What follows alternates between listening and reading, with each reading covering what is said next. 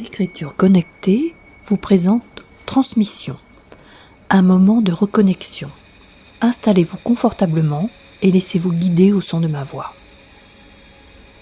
Aujourd'hui, dans cette capsule Transmission, nous allons explorer la définition de l'ego et comprendre ses mécanismes. L'ego est une construction mentale qui façonne notre perception du monde et de nous-mêmes. Il influence nos pensées, nos émotions et nos réactions, créant parfois des blocages et des illusions qui nous éloignent de notre véritable essence. À travers cette réflexion, nous verrons comment l'ego peut être à la fois un outil et un piège, et comment apprendre à l'observer pour ne plus être dominé par lui. Prenons ce temps ensemble pour éclairer cette partie de nous et avancer vers plus de conscience. L'ego est une construction psychologique qui façonne notre perception du monde et de nous-mêmes. Il est souvent assimilé à notre identité, à ce moi qui cherche à se définir et à se différencier des autres. Mais que représente réellement l'ego ? Est-il un frein à notre évolution spirituelle ou un outil nécessaire à notre existence humaine ?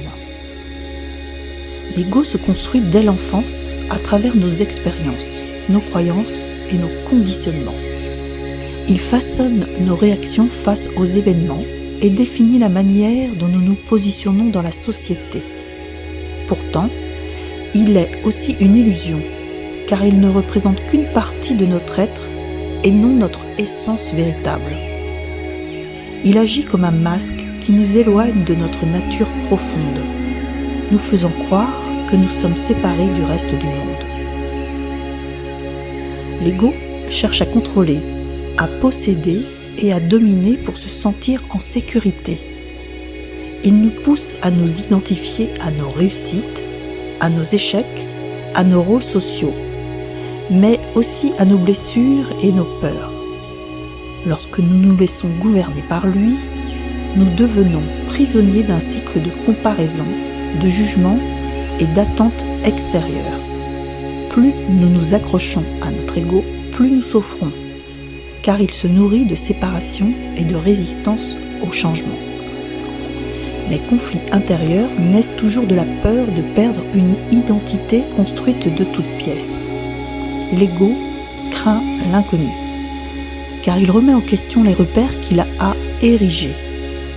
C'est ainsi que naissent des luttes de pouvoir, les frustrations et les illusions de supériorité ou d'infériorité. Plutôt que de chercher à détruire l'ego, l'enjeu est de l'apprivoiser et de le mettre à sa juste place.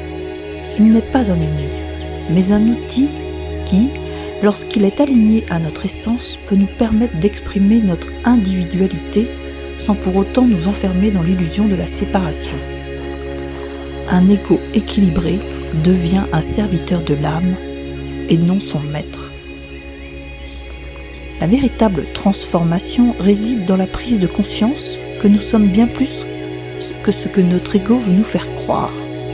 En développant l'observation de soi, la méditation, l'humilité et l'acceptation, nous apprenons à dépasser les enjeux de l'ego pour entrer dans une dimension plus vaste, celle de la conscience unifiée. Nous ne sommes pas seulement un individu distinct, mais une partie d'un tout interconnecté. L'ego n'est ni à commander, ni à glorifier, mais à comprendre. Il est un pont entre notre humanité et notre dimension spirituelle. En reconnaissant ces mécanismes, nous cessons d'être manipulés par lui et devenons des êtres conscients, capables d'utiliser notre individualité au service d'une évolution plus vaste. Le chemin de la sagesse consiste à ne plus s'identifier à l'ego, mais à laisser émerger la vérité de l'être. Je vous remercie d'avoir pris le temps d'explorer cette réflexion sur l'ego. Chaque prise de conscience est une étape vers plus d'harmonie intérieure et d'authenticité. Que cette analyse vous permette d'accueillir avec bienveillance les parts de vous qui cherchent à se libérer des illusions pour mieux vibrer dans votre vérité. avec toute ma gratitude et ma lumière.